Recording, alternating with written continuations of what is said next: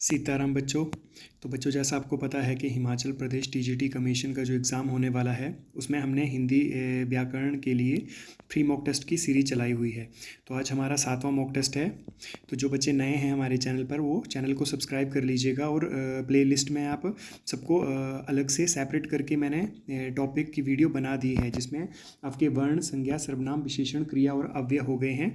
बाकी आपको मैं एक एक करके सारे टॉपिक एग्ज़ाम से पहले करवा दूंगा। बाकी आप मॉक टेस्ट लगाते रहिए। आइए पहला प्रश्न करते हैं। बोलता है श वर्ण का उच्चारण स्थान है। तो श वर्ण का उच्चारण स्थान क्या है बच्चों? कंठ, तालु, मूर्धा या कंठोष्ठ। तो यदि श की बात करें तो इसका क्या हो जाएगा? इसका तालु हो जाएगा, है ना। ये बच्चों ज़्यादातर श और स पूछता है ना। यदि इसकी बात करें तो देखो ये हो जाएगा आपका तालु हो जाएगा। यदि दूसरे वाले षटकोण वाले श की बात करें तो ये मूर्धा हो जाएगा, और स की बात करें तो ये क्या हो जाएगा? ये आपका दंत हो जाएगा या दंत्य हो जाएगा। ये ज़्यादातर पूछा जाता है। इसके अलावा जो आपके जितने भी स्वर हैं उनसे संबंधित भी चीज़ें पूछी जाती हैं। मैंने आपको प्लेलिस्ट में अच्छे से करवा दी हैं चीज़ें। आप प्लेलिस्ट में वर्णों की वीडियो देख सकते हैं। अगला प्रश्न करते हैं। बोलता है निम्न में से स्पर्श संघर्षी व्यंजन है। तो स्पर्श संघर्षी व्यंजन कौन सा है बच्चों? ह, श, फ या छ। तो इसका क्या हो जाएगा? स्पर्श संघर्षी की बात करें तो ये क्या हो जाएगा? ये छ हो जाएगा। यहाँ आप संघर्षी से कंफ्यूज मत होना। एक होता है स्पर्श संघर्षी, एक होता है सिर्फ संघर्षी। यदि संघर्षी की बात करें बच्चों, है ना, ये आपका संघर्षी है ना। संघर्षी की बात करें तो संघर्षी क्या हो जाएंगे आपके? श, श और स। ये आपके तीन संघर्षी हैं, है ना। और यदि स्पर्श संघर्षी की बात करें तो देखो ये जो स्पर्श संघर्षी हैं इन्हीं को ही वर्गीय व्यंजन कहते हैं, जैसे कवर्ग, चवर्ग, टवर्ग, तवर्ग और पवर्ग, है ना, इन्हें। तो इसमें जो आपके स्पर्श है ना, स्पर्श व्यंजन को ही वर्गीय व्यंजन कहते हैं। तो जो आपके स्पर्श व्यंजन है जिनको उच्चारण करने में संघर्ष करना पड़ता है तो वो कौन से आपके? ये हैं बच्चों आपके चवर्ग, है ना। च, छ, ज और झ। ये आपके चार क्या हैं? आपके स्पर्श संघर्षी व्यंजन हैं। ठीक है, अगला प्रश्न करते हैं। बोलता है महोर्मी का सही संधि विच्छेद होगा। तो महोर्मी का सही संधि विच्छेद कौन सा होगा बच्चों? ऑप्शन ए, बी, सी या डी। तो इसका क्या हो जाएगा? ऑप्शन बी पूछा गया प्रश्न, है ना। मुझे आपने ये बताना है कि महोर्मी जो आपका संधि विच्छेद का तो लग गया पता, है ना, पर ये कौन सी संधि है? स्वर है, व्यंजन है या विसर्ग है? देखिए सबसे पहले तो इसको हमने यहाँ है कि महा प्लस उर्मी, महा प्लस उर्मी। देखिए पहले जो पहला शब्द होगा, पहले शब्द के अंतिम और दूसरे शब्द के प्रथम वर्ण में ही आपका विकार उत्पन्न होता है। तो यदि बच्चों यहाँ बात करें हम, है ना, महा, तो यहाँ क्या है? आ है ना, आ है, यहाँ आ है, और यहाँ क्या है? बड़ा ऊ है, ऊ है ना। तो जब भी इनका मिलान होगा आ प्लस ऊ क्या बन जाएंगे? ये बन जाएगा बच्चों ओ, है ना। ये क्या बन जाएगा? ओ बन जाएगा। तो ये किस में आएगी? ये आपके गुणवाचक में आएगी, है ना। छोटी ए और छोटा ओ से संबंधित मात्राएं जब भी आएंगी तो आपकी क्या हो जाएगी? वो आपकी गुण संधि हो जाएगी, है ना। ये कौन से महोर्मी कौन सी संधि है? ये गुण संधि है। ठीक है, अगला प्रश्न करते हैं। बोलता है शिवालय, शिवालय शब्द में संधि है। तो शिवालय शब्द में संधि कौन सी है बच्चों? स्वर, व्यंजन, विसर्ग या उपरोक्त में से कोई नहीं। तो देखो इसको भी आप नियमों से ही करना है ना। शिव प्लस आलय ना, बहुत बार पूछा गया, विद्यालय, शिवालय, है ना। ये क्या है? व में क्या है बच्चों? यहाँ से हमने अ उतार लिया, और ये क्या है? बड़ा आ, है ना। तो छोटा आ प्लस बड़ा आ, या फिर बड़ा आ प्लस छोटा आ, या छोटा आ प्लस छोटा आ, जब भी ये मिलेंगे तो हमेशा क्या बनाएंगे? अपने ही परिवार को दीर्घ करेंगे। तो जब भी अपने परिवार को दीर्घ करेंगे तो बच्चों क्या हो जाएगा? ये आपके स्वर संधि। स्वर संधि में भी कौन सी? दीर्घ संधि, है ना। कौन सी है? दीर्घ संधि। ठीक है, अगला प्रश्न करते हैं। मतलब निम्न में से शुद्ध शब्द का चयन कीजिए। तो शुद्ध शब्द का चयन करना है तो क्या हो जाएगा आपका? ये हो जाएगा आपका ऑप्शन ए, भस्मीभूत, है ना। क्या हो जाएगा बच्चों? ये हो जाएगा भस्मीभूत। अगला प्रश्न करते हैं। अगला प्रश्न करते हैं बच्चों। बोलता है निम्न में से शुद्ध शब्द है। तो निम्न में से शुद्ध शब्द कौन सा हो जाएगा बच्चों? ये हो जाएगा ऑप्शन ए। क्या हो जाएगा? तिलांजलि। अगला प्रश्न करते हैं। बोलता है संज्ञा के निम्न आधार हैं। तो संज्ञा के कितने आधार हैं? 3, 4, 5 या 6। तो यदि संज्ञा के आधारों की बात करें बच्चों तो ये कितने हैं? ये आपके 3 हैं, ना। इन्हीं को ही कोटियाँ कहते हैं। ये पूछा गया प्रश्न है ना। यदि संज्ञा के आधार या संज्ञा की कोटियाँ पूछे तो ये कितनी हैं? ये 3 हैं। कौन कौन सी हैं? लिंग, वचन और कारक, है ना। कौन सी हैं ये? लिंग, वचन और कारक, है ना, लिंग वचन और कारक। देखो यहाँ कोटियों से मतलब क्या है कि संज्ञा किन आधारों पर बदलती है ना, जब भी विकार पड़ता है, विकार उत्पन्न होता है तो किन आधारों पर होता है, तो यही वही है ना, लिंग वचन और कारक के आधार पर ही इनमें परिवर्तन होता है संज्ञा में। ठीक है, अगला प्रश्न करते हैं। बोलता है निम्न में से कौन सा शब्द भाववाचक संज्ञा नहीं है, तो निम्न में से कौन सा शब्द भाववाचक संज्ञा नहीं है? समीप, वैराग्य, मित्रता या पंडिताई। तो यदि हम समीप की बात करें तो ये क्या है, ये आपका अव्यय है ना, समीप्य है ना, सामीप्य होगा, फिर इसका अव्यय से मिलकर बनने वाली भाववाचक संज्ञा सामीप्य होगी, है ना, तो समीप क्या है, ये अव्यय है आपका। अगला प्रश्न करते हैं। रूप के आधार पर सर्वनाम के कितने भेद हैं? यदि रूप के आधार पर सर्वनामों के भेदों की बात करें बच्चों तो कितने हैं? 2, 4, 5 या 6। तो यदि रूप के आधार पर सर्वनामों के भेदों की बात करें तो ये आपके 2 हैं। कौन कौन से हैं? मौलिक और यौगिक, है ना। और जो मौलिक आपके सर्वनाम हैं, है ना, मौलिक सर्वनामों की संख्या कितनी है? तो 11 है। समझ के? ठीक है, अगला प्रश्न करते हैं। बोलता है वह औरों से नहीं अपने आप से परेशान है। वाक्य में रेखांकित शब्द कौन सा सर्वनाम है? तो वह औरों से नहीं अपने आप से परेशान है ना, तो ये कौन सा आपका सर्वनाम हो जाएगा? उत्तम पुरुष, मध्यम पुरुष, निजवाचक या निश्चयवाचक। तो इसका क्या हो जाएगा बच्चों? ये निजवाचक हो जाएगा। बोलता है कि जब भी, है ना, जब भी आप किसी पर्सन के लिए, है ना, किसी पर्सन के सेल्फ के लिए उपयोग में लाया जाता है तो वो निजवाचक है ना, मतलब व्यक्ति अपने आप के लिए जब आपका प्रयोग करता है ना, तो किस में चला जाएगा बच्चों? वो आपका निज में चला जाएगा। देखो ये 2 ही जगह क्लैश होगी चीज़ें, है ना, 2 ही जगह आप कंफ्यूज हो सकते हैं। देखो एक तो मध्यम पुरुष है ना, पुरुषवाचक पूछे तो मध्यम पुरुष में जाएगा। मध्यम पुरुष में देखिए यहाँ जब भी आप किसी से बात कर रहे होंगे ना, ये आदर सूचक है ना, जब भी आप किसी को आदर देंगे, है ना, तो वो किस में चला जाएगा? वो फिर आपका मध्यम पुरुष में जाएगा। आप बोलते होंगे ना अपने पापा को, मम्मी को कि आप कहाँ गए थे, तो वो क्या है? वो आदर सूचक है, आप सामने वाले को बोल रहे हैं। पर यहाँ क्या है? वह औरों से नहीं अपने आप से परेशान है, तो ये आप क्या है? निज के लिए है ना, अपने सेल्फ के लिए है, तो ये किस में जाएगा? ये आपका निजवाचक में जाएगा, ना कि मध्यम पुरुष में। मध्यम पुरुष में होगा तो आप सामने वाले व्यक्ति को आदर दे रहे होंगे, है ना, आदर बोधक के लिए जब आपका उपयोग होगा तो वो पुरुषवाचक में जाएगा। पुरुषवाचक में भी कौन सा? मध्यम पुरुष में। ठीक है, अगला प्रश्न करते हैं। बोलता है मुझे 2 सेर घी चाहिए। वाक्य में विशेषण है, तो मुझे 2 सेर घी चाहिए, वाक्य में कौन सा विशेषण है? अनिश्चित संख्यावाचक, निश्चित संख्या बोधक, अनिश्चित संख्या बोधक या निश्चित संख्यावाचक, है ना। ये किस में चला जाएगा आपका? ये हो जाएगा बच्चों, ये निश्चय, ये वाचक होगा, या एक सेकेंड, यहाँ थोड़ा सा मिसप्रिंट हो गया था बच्चों, मैंने आप क्वेश्चन ठीक कर दिया है। ठीक है, बोलता है मुझे 2 सेर घी चाहिए। वाक्य में विशेषण है अनिश्चित संख्यावाचक, निश्चित परिमाणवाचक, अनिश्चित परिमाणवाचक या निश्चित संख्यावाचक। तो यदि यहाँ बात करें मुझे 2 सेर घी चाहिए, तो बच्चों ये कौन सा हो जाएगा? ये हो जाएगा आपका निश्चित परिमाणवाचक, है ना। क्यों?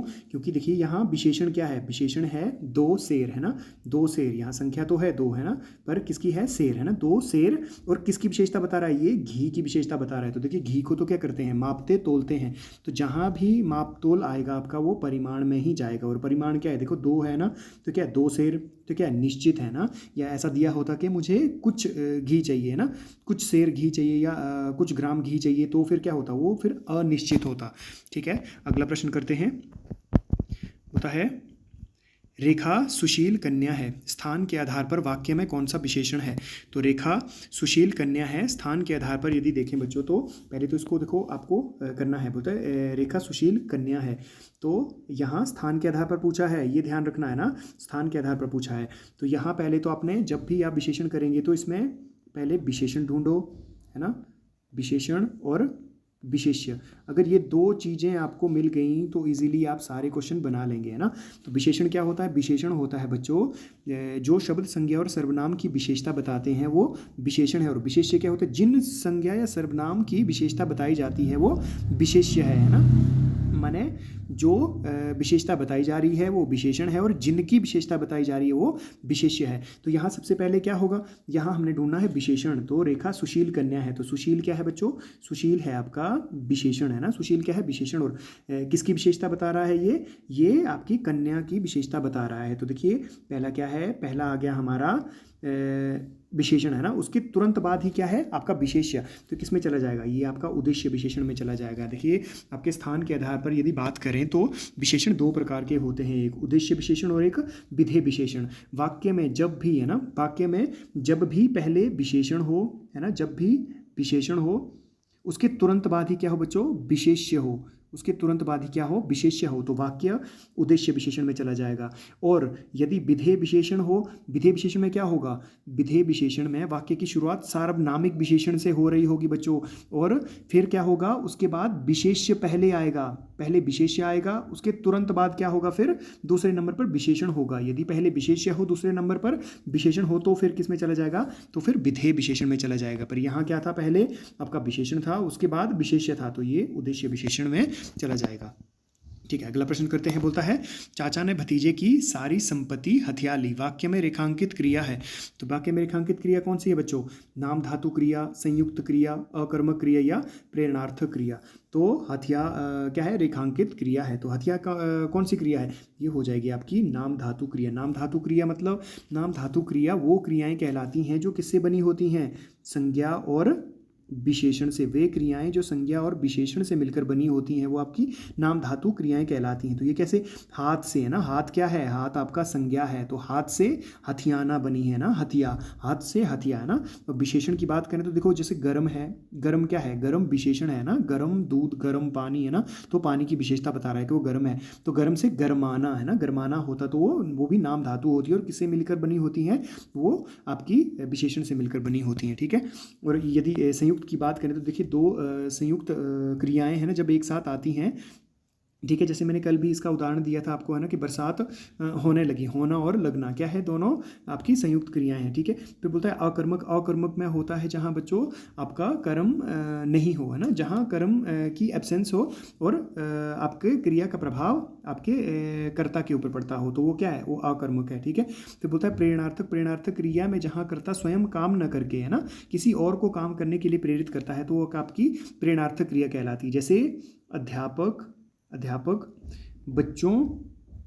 बच्चों से पत्र लिखवाता है ना, क्या करता है, लिखवाता है, लिखवाता है। यहाँ अध्यापक खुद नहीं लिख रहा है ना, बच्चों से लिखवाता है ना, तो क्या होगा, ये आपकी प्रेरणार्थक है ना, वो भी द्वितीय प्रेरणार्थक। ठीक है, प्रथम प्रेरणार्थक होगी तो देखो ये प्रेरणार्थक दो प्रकार की होती हैं, एक प्रथम प्रेरणार्थक और एक द्वितीय प्रेरणार्थक। प्रथम प्रेरणार्थक में कर्ता स्वयं काम कर रहा होगा, कि जैसे मैं हूं तो अध्यापक पढ़ रहा है तो मैं पढ़ रहा हूं। ठीक है, फिर द्वितीय प्रेरणार्थ में क्या होगा कि अध्यापक स्वयं ना कार्य करके बच्चों से पढ़वाता है, कि अध्यापक बच्चों से पढ़वा रहा है। ठीक है, तो वो हो जाएगी आपकी प्रेरणार्थक है ना, प्रथम प्रेरणार्थक और द्वितीय प्रेरणार्थक में थोड़ा सा ये ध्यान रखना। बोलता है मैंने पुस्तक पढ़ी, निम्न में कौन सा वाच्य है। यहाँ वाच्य मोस्ट इंपॉर्टेंट बच्चों है ना, ये भी क्रिया के अंतर्गत ही आता है ना, पर यहाँ आपने ध्यान रखना है कि क्रिया के अंतर्गत वाक्यों में ये दिखाने का प्रयास किया जाता है कि वाक्य क्या है भाई, कर्ता प्रधान है ना, कर्ता कर्म और भाव प्रधानता के आधार पर इसको वाच्य कहा जाता है। ठीक है, तो यहाँ बोलता है कि मैंने पुस्तक पढ़ी, इनमें से कौन सा, किस चीज़ की प्रधानता है, कर्ता की है, कर्म की है या भाव की है, यहाँ समझने की कोशिश करनी है ना। तो बोलता है मैंने पुस्तक पढ़ी, तो ये किस में है, देखो मैंने पढ़ी है ना, पुस्तक तो पढ़ी पर किसने पढ़ी, मैंने पढ़ी, तो यहाँ क्या है, ये आपका कर्तृवाच्य हो जाए क्योंकि कर्ता प्रधान है ना। ठीक है, यदि हम कर्म की बात करें है ना, तो पुस्तक पढ़ी जाती है, क्या होगा बच्चों, पुस्तक पढ़ी जाती है ना, पुस्तक पढ़ी जाती है। अब किसके ऊपर प्रभाव पड़ रहा है, अब पुस्तक के ऊपर पड़ रहा है ना, कि यहाँ क्या है, मैंने पुस्तक पढ़ी तो मैंने भाई मेरे ऊपर प्रभाव पड़ रहा है कि मैंने पढ़ी है, तो प्रभाव मेरे ऊपर है। फिर यदि कर्म वाच्य की बात करें तो पुस्तक पढ़ी जाती है, क्या पढ़ा जाता है, पुस्तक पढ़ी जाती है। और भाव की बात करें बच्चों तो भाव क्या है, देखिए भाव की बात करें तो चला नहीं जाता है ना, क्या नहीं, चला नहीं जाता है ना, नहीं जाता, तो यहाँ क्या है, चलना है ना, चला नहीं जाता, बोला नहीं जाता, बैठा नहीं, वो भाव है ना, वो भाव है, वो भाव को दिखा रहा है ना कि कर्ता और कर्म को दिखा रहा है। ठीक है, वो भाव को, कि चला नहीं जाता, धूप में बैठा नहीं जाता, ठीक है, देखा नहीं जाता है ना, वो चीज़ें जहाँ भी आएंगी वो आपकी भाववाचक इसके भाववाच्य में भाव के अंतर्गत आएंगी ना, भाववाच्य के अंतर्गत आएंगी। ठीक है, जैसे थोड़ा सा यहाँ देख लेते हैं ना, बोलता है क्रिया के उस परिवर्तन को वाच्य कहते हैं जिसके द्वारा यह पता चलता है कि वाक्य कर्ता, कर्म अथवा भाव में किसकी प्रधानता है। तो जैसे मैंने आपको तीनों के उदाहरण दे दिया ना, कि मैंने पुस्तक पढ़ी, तो क्या है, कर्ता प्रधान है ना, पुस्तक पढ़ी जाती है ना, यहाँ पुस्तक पढ़ी जाती है, तो पुस्तक क्या है, कर्म है ना, क्रिया का प्रभाव पुस्तक के ऊपर पड़ रहा है तो वो कर्म प्रधान है। भाव है ना, भाव क्या होगा, कि बैठा नहीं जाता, खाया नहीं जाता, चला नहीं जाता, देखा नहीं जाता, यहाँ ऐसे ऐसे वाक्य बने होंगे, बिल्कुल सेम ही वाक्य बने होंगे। ठीक है, अगला प्रश्न करते हैं। बोलता है धन के बिना किसी का काम नहीं चलता, वाक्य में कौन सा अव्यय है? तो धन के बिना किसी का काम नहीं चलता, वाक्य में कौन सा अव्यय है बच्चों? क्रिया विशेषण, संबंध बोधक, समुच्चय बोधक या निपात। तो यहाँ क्या हो जाएगा? सिंपल सी बात है, ये आपका संबंध बोधक, क्योंकि यहाँ ही आप यहाँ देख के ही बता सकते थे कि धन के बिना, धन का किसके साथ? काम के साथ आपका संबंध बता रहा है ना, कि धन के बिना किसी का काम नहीं चलता। तो क्या है? के बिना, के साथ, के ऊपर, के यहाँ, के वहाँ, है ना, ये आपकी विभक्तियाँ लगी होती हैं ना संबंध में, क्योंकि संबंध तो तभी दिखाएगा ना जब विभक्ति होगी, है ना। जब कारक पड़े हैं तो कारक चिन्ह पड़े होंगे तो क्या है? वो एक दूसरे के साथ जब संबंध कारक आपने पढ़ा होगा तो क्या है? वो विभक्तियाँ होती हैं, विभक्तियाँ लगी होती हैं, उन विभक्तियों के द्वारा ही संबंध को बताया जाता है ना। ठीक है, अगला प्रश्न करते हैं। बोलता है मोहन नहीं आने वाला है। इस वाक्य में नहीं कौन सा निपात है? मोहन नहीं आने वाला है, वाक्य में नहीं कौन सा निपात है? बलदायक, स्वीकार्य, निषेधात्मक या नकारार्थक। तो ये सिंपल सी बात है, यहाँ क्या हो जाएगा? नकारार्थक, है ना। क्या हो जाएगा बच्चों? नकारार्थक। जहाँ भी नहीं का भाव होगा, है ना, नहीं का भाव होगा, और निषेधात्मक में क्या होगा? यहाँ मत जैसा शब्द होगा, है ना, मत, के मुझे परेशान मत करो, तो ये हो जाएगा आपका निषेधात्मक, है ना। स्वीकार्य में तो हाँ, जी हाँ जैसे शब्द हैं, और बलदायक, बलदायक तो देखो जहाँ किसी बात या किसी वस्तु या किसी चीज़ पर बल देने के लिए जिनका प्रयोग होगा, ये वाक्य के अनुसार ही वहाँ चीज़ें लगती हैं, पता है ना, ये निपात के अंतर्गत आएगा। ठीक है, अगला प्रश्न करते हैं। बोलता है निम्न में से देशज शब्द नहीं है। तो निम्न में से देशज शब्द कौन सा नहीं है बच्चों? चिड़िया, तेंदुआ, खिड़की या तीर। तो यदि बात करें यहाँ तीर की, तो तीर क्या है? तीर आपका देशी शब्द नहीं है, तीर आपका फारसी भाषा का शब्द है। ठीक है, अगला प्रश्न करते हैं। बोलता है अनुपात शब्द में उपसर्ग है। तो अनुपात शब्द में कौन सा उपसर्ग है? अन, अनु या अन। तो इसमें क्या हो जाएगा? देखिए अनुपात में क्या हो जाएगा? अनु, है ना, शब्द के पहले जुड़कर शब्द के एक नवीन अर्थ को निर्मित करता है। समझ के, वो शब्द के कहाँ जुड़ता है? पहले जुड़ता है ना, पात के साथ अनु जुड़ गया है, तो क्या हो गया? उपसर्ग पहले जुड़ते हैं और प्रत्यय शब्द के बाद में जुड़ते हैं। ठीक है, तो यहाँ अनु आपका हो जाएगा सही उत्तर। बोलता है स्वर्ग प्राप्त शब्द में समास है। तो जो स्वर्ग प्राप्त है बच्चों, उसमें कौन सा समास है? तो ये कौन सा है आपका? तत्पुरुष। क्यों? क्योंकि स्वर्ग को प्राप्त है ना, स्वर्ग को प्राप्त। जहाँ भी कारक विभक्तियाँ लगी होंगी, जब भी आप शब्द विग्रह करेंगे तो विभक्तियाँ जहाँ भी आएंगी, है ना, ये स्वर्ग प्राप्त, रसोई घर, है ना, चिड़ी मार, है ना, चिड़ी को मारने वाला, तो क्या है? को जैसी चीज़ें लग रही है ना, काके, कीरा, रेरी, नाने, नी, मामे, मी, जहाँ भी ये आपने कारक अच्छे से पढ़े होंगे तो जहाँ भी कारक विभक्तियाँ लगती हैं वो हमेशा किस में जाएगा? तत्पुरुष में, क्योंकि स्वर्ग को प्राप्त है ना, स्वर्ग प्राप्त मतलब इसका विग्रह करेंगे तो स्वर्ग को प्राप्त, तो किस में चला जाएगा? ये तत्पुरुष में। बहुव्रीहि में क्या होगा? जब आप पूर्व पद और उत्तर पद को जोड़ेंगे तो कोई अन्य ही उसका अर्थ निकलेगा, है ना। ठीक है, अव्ययीभाव में तो देखो सिंपल सी बात है, यहाँ पहले क्या लगे होंगे? आपके उपसर्ग लगे होंगे, ठीक है, या फिर कोई अव्यय से मिलकर निर्मित शब्द बना होगा, है ना, पहले शब्द के पहले अव्यय लगा होगा। और दूसरा क्या है? कर्मधारय। देखो कर्मधारय क्या है? कर्मधारय में जैसे दो पद ही होते हैं ना, एक पूर्व पद एक उत्तर पद, सभी में समास में पूर्व पद उत्तर पद तो सभी में होंगे, है ना। तो क्या है? कर्मधारय की बात करें तो बच्चों यहाँ पूर्व पद क्या होगा? विशेषण होगा, और उत्तर पद क्या होगा? विशेष्य होगा, है ना। तो क्या होगा आज आपका? वो कर्मधारय हो जाएगा। ठीक है, अगला प्रश्न है, बोलता है नील गाय में समास है। तो नील गाय में कौन सा समास है बच्चों? देखो आपको शब्द विग्रह तो आना चाहिए ना, एक पूर्व पद, उत्तर पद, है ना, समस्त पद और शब्द विग्रह। तो जब भी आप शब्द विग्रह करेंगे तो नील प्लस गाय, है ना, नीली गाय। ठीक है, तो क्या है? वो आपके कर्म को दिखा रही है कि पहले क्या है? नीली गाय, है ना, नील, नील मतलब नीली, तो नीली क्या है आपकी?